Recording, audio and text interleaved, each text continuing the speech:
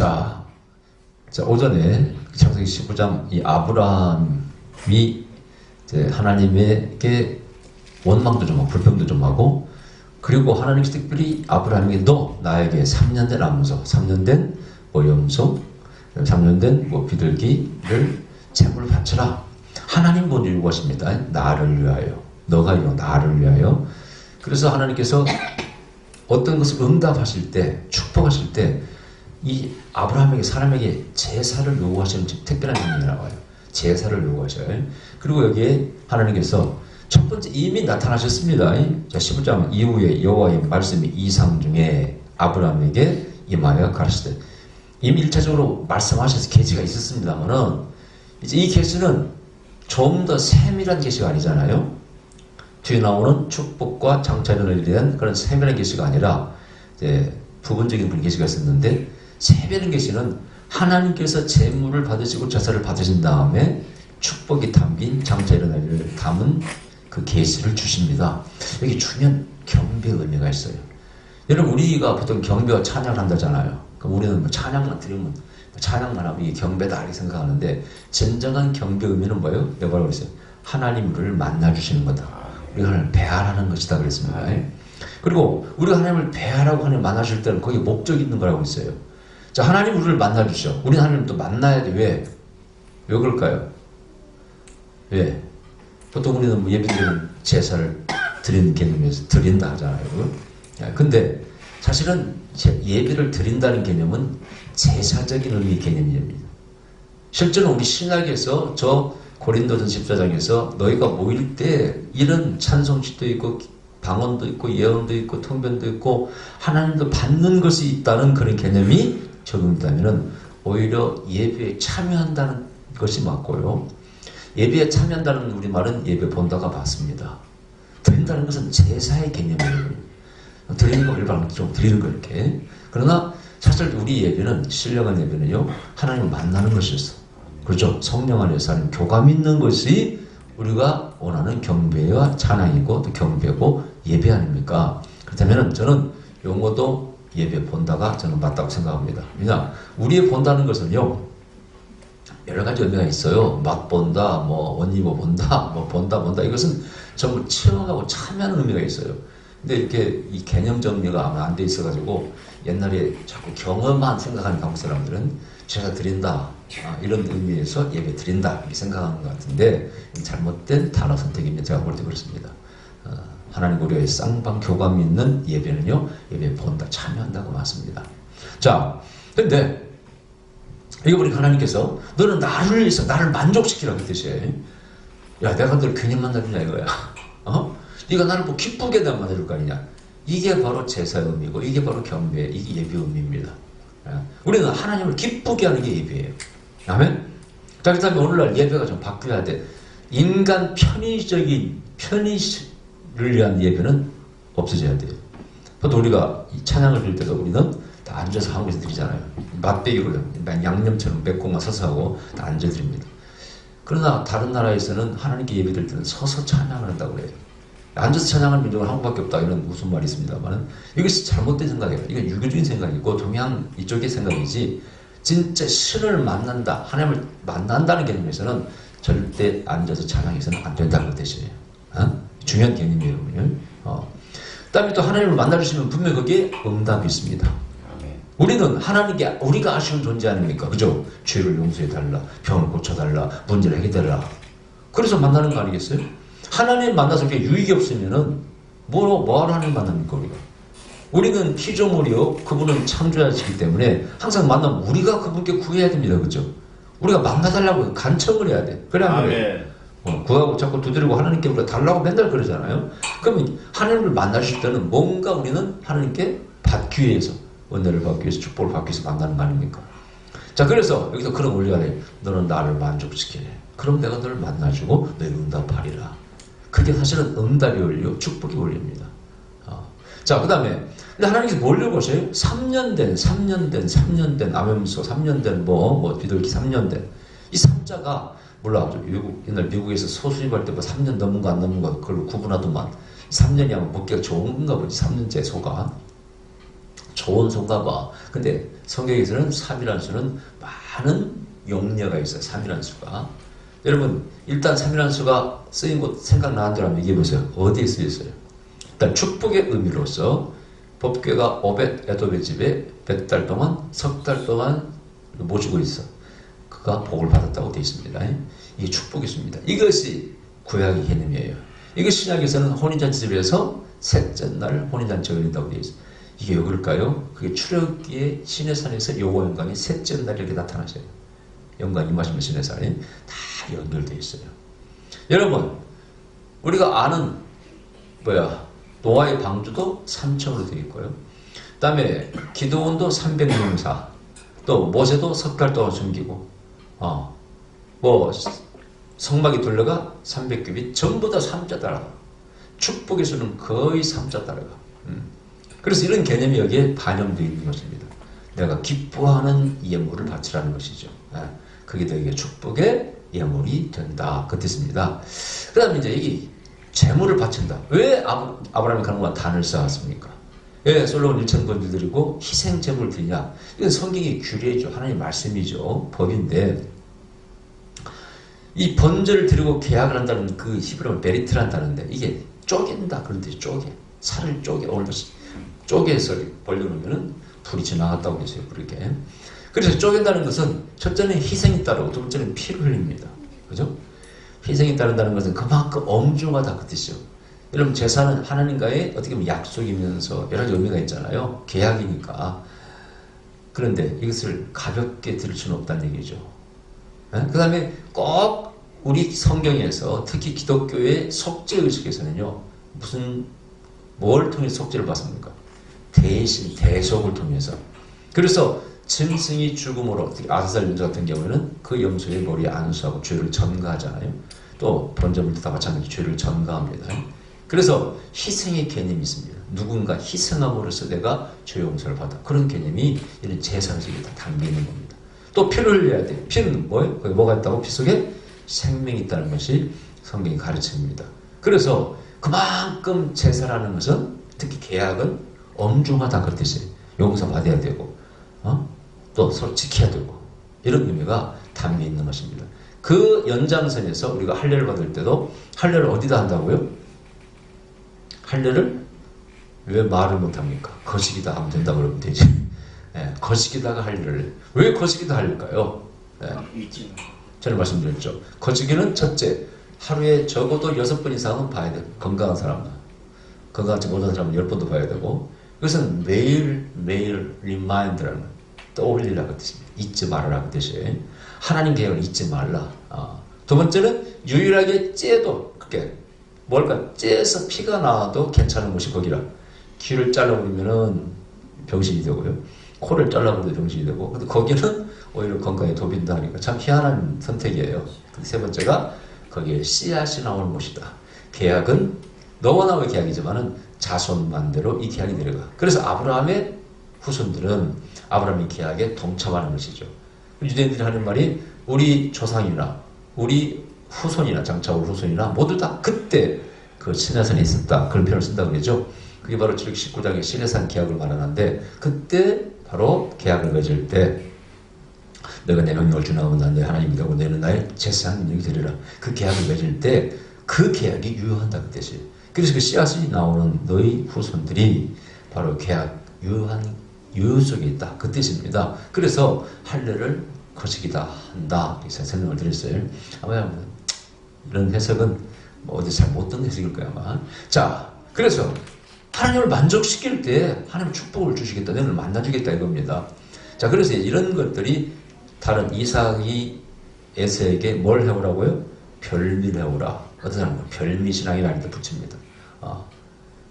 이건 그때 그 원칙이 있고 그 속에 원리가 있어요. 그 원칙은 뭡니까? 희생의 원칙이 있고요. 누가 꼭 죽어야 돼. 대속의 원칙입니다. 원리입니다. 자, 그리고 또 하나는 뭡니까? 축복이라는 것이 주는 사람이 기쁠 때 축복이 나가는 겁니다. 성경의 원리가 뭡니까? 나를 사랑한 자를 나도 사랑한다. 나를 사랑한 자를 내가 사랑하고 축복하고 또 이렇게 부경을 준다. 이게 성경의 개념이에요. 원칙입니다. 근데 이것이 인간 세상에서도 마찬가지예요. 내가 누구를 갖다가 축복을 해. 돈을 드린다든가, 사업자금을 드린다든가, 뭘 한다든가, 좀 돈을 받는다든가, 전부 다 거기에 어떤 원리가 작용합니까? 네가 내 말을 잘 듣고, 네가 나를 기쁘고 기분 좋게 할 때, 내가 널 도와준다. 그런 얘기죠. 네가 친구여야 되고, 그죠? 내 동맹이 돼야 되고, 나에게 좀 유익이 되고, 도움이 돼야지. 그렇지 않으면 내가 널 왜 도와줘? 그래, 안 그래요, 여러분? 그래서 남에게 돈 빌리러 가려면 얼굴 인상을 팍팍 쓰고 가야 돼. 어디 저 통장으로 한 마리 튀기고 들고 가야 돼. 음료수랑 사가지고. 이치가 어떻습니까? 내가 아순소리를 내면은 아순놈이 쌤 판다고, 응? 지가 가서 막 살살 거려줘. 기분을 맞춰주자.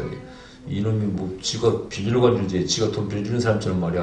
큰 소리 땡땡 치고 욕이 나오고 그러면 누가 빌려줍니까? 이치가 똑같다 그런 얘기죠. 나를 기쁘게 해라. 그러면 축복이 너에게 흘러간다는 거예요. 아멘. 축복을 부어주겠다. 그 다음에 이것이 모든 신앙생활에 적용이 돼야 돼. 예배도 마찬가지입니다. 예배도 빨리 오고 준비한 예배, 예물도 준비한 예물, 찬양도 정성 있게 찬양을 해야 됩니다. 근데 맨날 폼 잡고 어떤 사람 점잡히잖아. 버티하려고 자기가 무슨 하나님 같이 앉아가지고 얼굴에 여기 팔짱가 무슨 자야 한 분들 꼬라보고 말이야. 판단해가고 정전하고 목사님 시간에 설교 말이야. 판단 정지하지. 서울에 어느 장로님은 너무 똑똑해가지고 말이야. 목사님 앞에 설교했으면 뒤에서 히브리어라고 원어책을 놓고 목사님 오늘 설교를 잘하나 따져보고 잘못하면 신문에 광고 내버리고 또 이런 장르가 있었어요, 여러분요. 근데 그 광고를 보고 놀랬네. 자기 담임 목사를 막 비난하는 광고를 올리고. 그 사람 무슨 어떻게 예배를 드리겠어요? 그 사람은 예배 드리는 거예요? 그 사람 예배자입니까? 무슨 예배 심판관이 있습니까? 감독관이 있어. 자, 이거 웃기는 거예요. 그러니까 우리가 경배자가 되려면 그런 자세로 참여하면 안 돼. 그래서 오히려 자, 미국에서 그런 제사장 물길이 들어오면서 한국에 보여준 것 중에 하나가 뭡니까? 설교자가 드럼을 치다가 말이죠. 구궁팡 치다가 자, 이제 담임 목사님 아니면 강사님 나오셔서 말씀 전하겠습니다 했더니 아니 그 강사가 담임이 아니라 그 드럼을 치는 사람이 강사야? 그 사람이 그냥 양복도 안 입고 캐주얼하게 입고 있다가 올라와 설교를 하니까 한국 사람들은 멘붕에 빠졌어요. 무슨 강사님이 저러냐 좀 뭐 이상하다 막 비난하는 사람도 있고 말이지. 그 사람 논리는요 이래요. 나도 설교자이기 전에 경배자다. 이 말을 하니까 확 바뀌었어. 그동안 잘못한 게 누구야? 맨날 뒤에서 말이야 예배 시간에 성도들 앞에서 폼 잡고 앉아있던 한국 목사가 이상이 됐네. 이 말이 맞잖아요. 설교자이기 전에 나는 경배자다. 자, 찬양 속에 찬양 드릴 때 설교자 목사님도 춤추며 찬양합니다. 우리 한국 목사님들 앉아있습니다. 누가 옳냐고 한번 생각해보세요. 누가 옳습니까? 누가 옳은 겁니까 여러분요? 그래서 이것이 정말 중요한 얘기예요 여러분요. 하나님 앞에 경배자가 된다는 거. 우리가 설교자가 하나님은 아니지 않습니까 여러분요? 너무 폼 잡으면 안 됩니다. 그죠?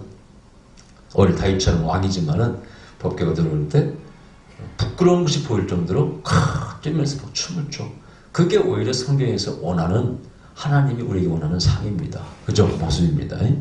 자, 이게 바로 진짜 경배의 의미예요. 나를 기쁘게 하라 그 뜻이에요. 그래야 이슈 나에게서 너에게 축복의 능력이 흘러간다. 샥 흘러간다는 거예요. 할렐루야.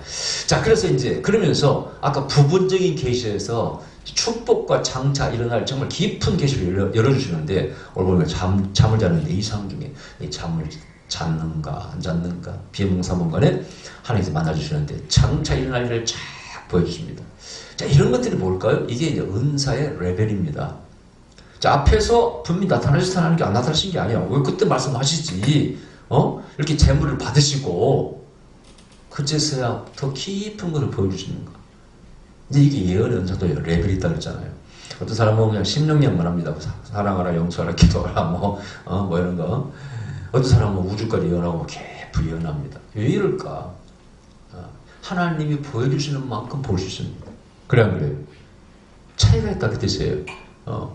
저보고도 그런다 하더라고요. 제가 뭐 어떤 집안이 당신 집안은 무당이 역사입니다. 그러니까 나 뭐 거짓 선지자라고 막 그런데 무슨 뭐 목사의 집안이 무슨 무당형 역사냐 이거야.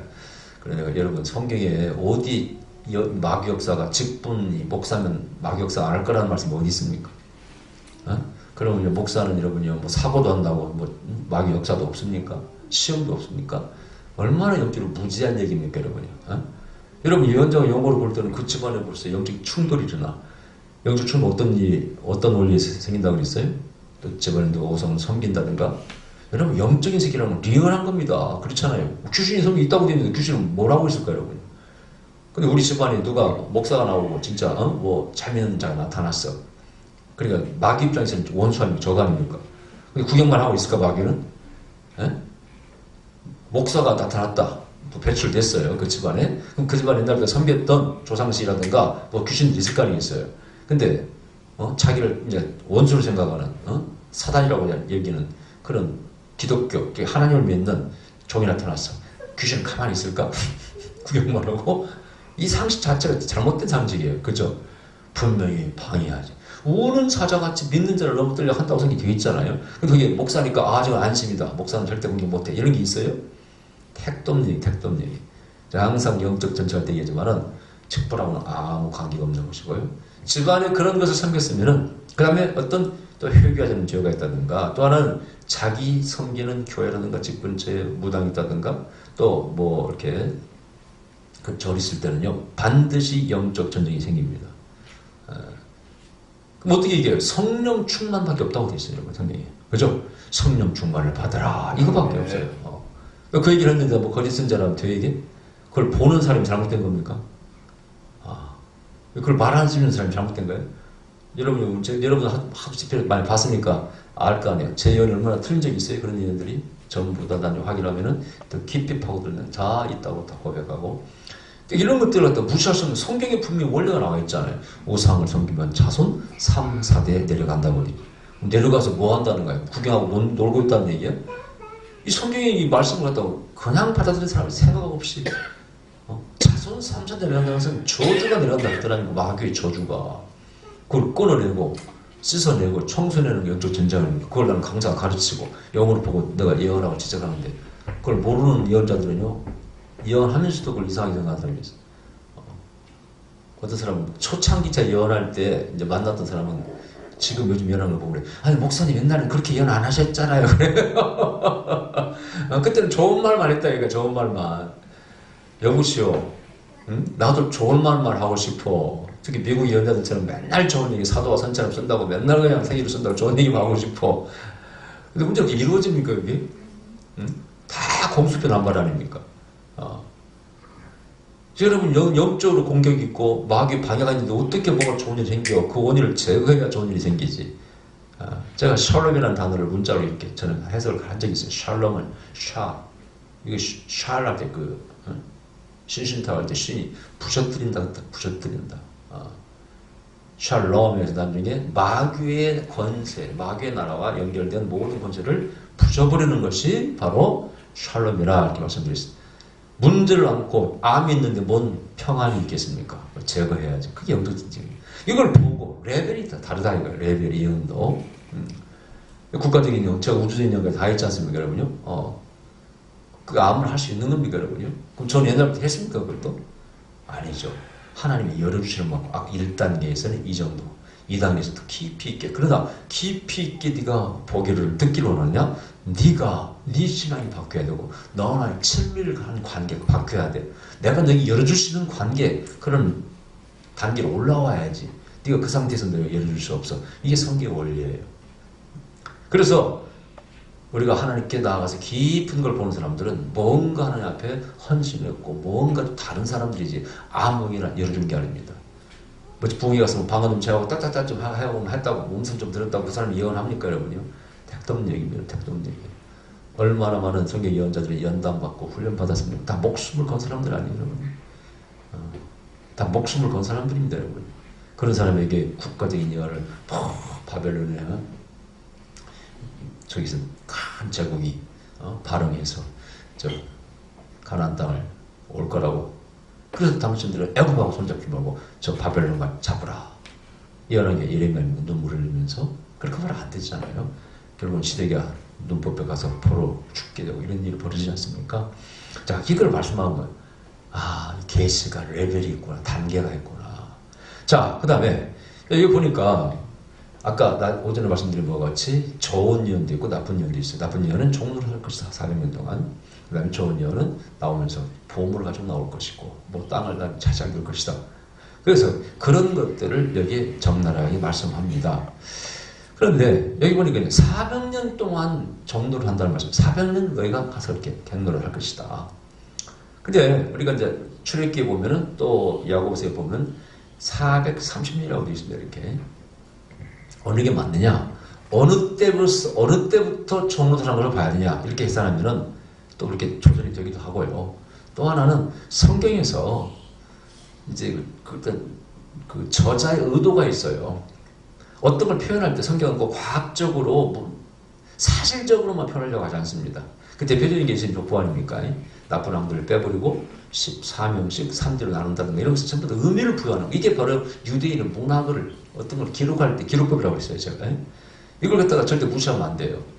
그걸 왜 사실대로 기록 안 했어? 그러면 안 돼요. 그 사람들 그게 의미를 부여해서 기록하는 거예요. 여기도 마찬가지죠. 뭔가 의미를 부여할 때는 시작은 틀릴 수 있다. 정확히 뭔지는 모르지만은 그걸 우리가 알아야 됩니다. 유대인의 기록 방법이 이게 바로 어떤 데는 뭐 광야에도 40년, 어떤 데는 38년이 딱 달라 이렇게. 그걸 갖다 모르는 사람들은 성경에 오류가 있지 않냐. 이건 성경에 오류다. 성경을 짝짝이 하는 말씀을 믿으면 안 된다. 주장하는 사람들이 있어요. 그것은 아니더라 그런 얘기죠. 자, 그 다음에 여기 보니까 이제 너희 후손들이 나중에 이 왜 가나안 땅에 빨리 못 오느냐. 아모리 족속의 주가 관여하지 못해서 그렇다는 표현이 있어요. 자, 이거 재밌어요. 하나님의 원칙이 있다고 뜻이에요. 어느 민족을 치고 저주를 내릴 때요. 그때 그 민족이 족속의 나라와 개인이 죄가 감염할 때 가득 찼을 때 하나님 붙이시는 거예요. 그 원리가 사실 맞습니다. 그래서 하나님 우리를 지켜보셔.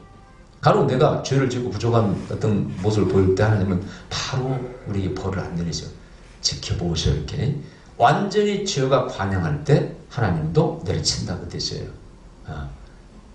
그래서 저 애굽의 바로도 더 교만하게 만들어. 격박하게 만들어. 그죠? 그리고 재앙을 쳐. 이런 표현이 있어. 일부러 그럼 하나님이 뭐 병주 약 주는 분이야? 격박하게 만들어가지고 화를 내게 만들어서, 그것은 표현법이라고 하죠. 강조법이라고 했어요, 여러분요. 그래서 성경에 보면은 그 말 문자 그대로 해석하면 안 되는 표현들이 있다고 그랬잖아요. 특히 바리새인들, 누가 너를 구원받으라 하느냐. 이런 표현들. 그럼 하나님은 바리새인들, 교만한 자는 다 구원받지 말라는 얘기야? 안 맞는 얘기라. 이것은 강조법이라 그런 얘기입니다.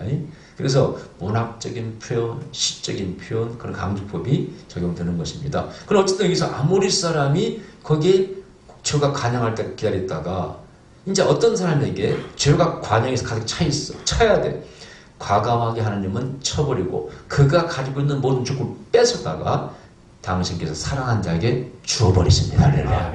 그럼 여기서 불만이 있을 수 있어요. 아니 하나님 폭군이야 뭐예요? 성경에 오늘은 뭐라고 했어요? 모든 땅과 모든 것, 모든 이 땅에 이 우주에 있는 모든 것이 주인이 누구라고요? 하나님이다. 하나님은 주인이기 때문에 마음에 안 드는 자를 쳐서 빼앗아서 당신께 사랑한 자에게 줄 권세가 있다고 그랬어요. 할렐루야. 그게 이제 자연 과학에서 법칙에서 보면은요, 때로는 약육 강식과도 연결됩니다. 강한 자가 약한 자를 뺏어 먹죠. 그죠? 죽이고 살리고 하죠. 근데 이제 범죄 이후에 이런 것들이 이렇게 사실은 변형된 겁니다. 죄 이후에 번영된 거예요.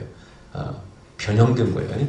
그래서 힘 있는 자가 힘 약한 자를 뺏었고, 빼앗아요. 그러면서 어떻게? 여기에 DNA가 변하기 시작해 적응하기 시작합니다. 적응하는 것도 하나의 섭리 가운데 있습니다. 이번에 아까 밥 먹을 때 얘기했죠. 뉴스 가운데 이 미세먼지가 며칠간 있으니까 한국에서 조사했어요. 그걸 실렸어요. 외국 잡지, 과학 잡지인가? 조사해봤더니 DNA가 변형을 일으키더라는 거예요. 적응하든지 아니면 거기에 무슨 상처를 입고 부서지든지 그런 변화가 있더라는 거예요. 놀라운 것은 아프리카 코끼리들이 하도 사람들이 상아를 갖다가 탐내고 죽이니까 아프리카 코끼리들이 상아가 없는 코끼리가 태어났다는 거예요. 내 상을 아예 빼버리고 태어나. 안 잡혀 죽으려고. 그게 뉴스 나왔어요. 어떻게 설명해야 돼요, 여러분요? 야, 좀 신기한 일 아닙니까? 그게 사실이라면 정말 놀라운 일이에요. 적응하기 시작해. 그래서 세상은 계속 큰 자가, 강한 자가 잡아먹으면서 약한 자들은 거기에 맞게끔 또 뭐 카멜처럼 자기를 피부색을 바꾼다든가 어떤 이렇게 적응해 나가죠. 그게 지금 타락 이후의 세상의 어떤 원리고 법칙입니다, 여러분. 그래서 하나님의 법칙은 그래요. 죄 있는 자는 치셔. 여기에 맞춰서 우리가 적응해 나가야 돼. 어떻게 성경에? 초점 줄을 안 잡으면 좋겠지만은 죄를 지으면 성경에서는 어떤 방법으로 용서를 받으라? 희생 제물을 통해서 용서받는 것이고, 이제 시작에 보면은 하나님께 예수 이름으로 죄를 고백함으로써 용서를 받고 구원받는 것이죠. 아멘. 그렇게 우리가 변화되어 나가야 됩니다. 할렐루야. 어쨌든 그 뒤에 결국은 이 예언이 이루어져서 그 가나안 땅을 아브라함의 후손들이 차지하게 되고, 예수님께서 메시아가 탄생하게 되고, 그 메시아를 죽인 또 죄값으로 이스라엘 나라를 잃고 2000년 동안을 방황하게 되고, 세계를 떠놀다니다가 그 수모를 당하고, 또 히틀러에게 600만이 죽고 세계 곳곳에서 미움을 받죠. 다시 간신히 지금 이스라엘 가나안 땅을 회복했죠. 근데 여기서 이제 팔레스타인 사람들이 반발해요. 우리가 2000년을 살아왔는데 당신이 갑자기 나타나서 옛날 얘기하면서 성경 얘기하면서 당신 때는 되냐? 말이 돼야 안 돼요. 아까 말씀드렸죠. 야교 강식의 원리를. 이게요, 간단한 얘기 아닙니다. 저 미국의 원주민은 누구예요? 인디안인데 누가 지배하고 있어요? 퓨리탄들이 가서 저 유럽 사람들이 장악하고 있어요. 그 누구 말이 맞으면 누구 땅이야? 누구 땅입니까? 야, 지금 우리도 중국과 미묘한 관계입니다. 중국의 만주 위에 북부를 지배했던 것은 우리 조상들 아닙니까? 그죠? 한족과 계속 싸웠잖아요. 고조선 이렇게 해서. 지금 다 뺏겼잖아요. 그 중국에서 뭐라고 합니까? 고조선도 우리 땅에 있었으니까 우리 조상이라는 거야. 할 말 있어 없어요? 할 말 있어 없어요? 여러분 지금 만주에 사는 사람, 그 북부에 사는 사람은 거의 다 옛날 고조선과 고구려에 다 나라가 망해서 유민들이지. 그래 안 그래요? 우리가 피를 나는 사람들이지. 지금 그러나 중국 사람들입니다. 그 사람들 뭐 상황이 코리안 하면 다른 조선 사람이 하면 뭐라고 해서 그 사람들이 웃습니다. 또 여기에 살고 있는 중국 사람 얼마나 많을까? 일본 사람 많지. 미국에 한국 땅에. 그 사람 뭐 상치 일본 사람이 하면 되겠냐고. 자, 그래서 우리는 이 차이의 법칙도 알아야 돼. 야교 강식을 나쁘다고만 볼 수 없는 거야. 하나님의 법칙을 우리가 알면은 하나님께서 우주의 제일 강하신 분입니다. 우리는 하나님께 복종해야 돼. 아멘. 하나님께 마음에 들어야 하나님의 축복이 흘러나온다는 겁니다. 아멘. 그리고 사랑한 자에게 하나님이 싫어한 자를 뺏어서 주는 것을 나쁘다고 못하는 거예요. 아멘.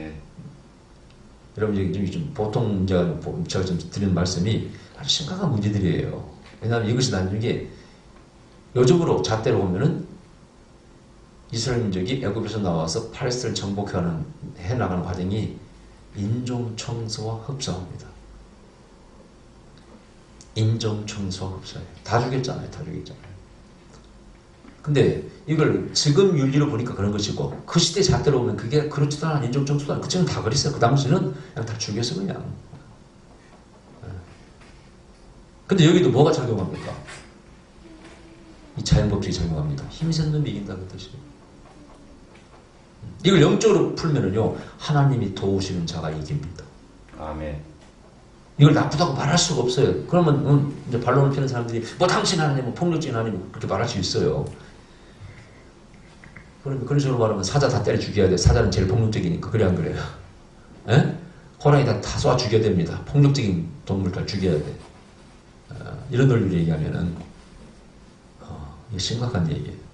자, 그래서 하나님이 주시겠다. 이건 하나님이 이 우주의 지배자시기 때문에, 아멘. 주인이시기 때문에 이런 말씀을 할 수가 있는 겁니다. 아멘.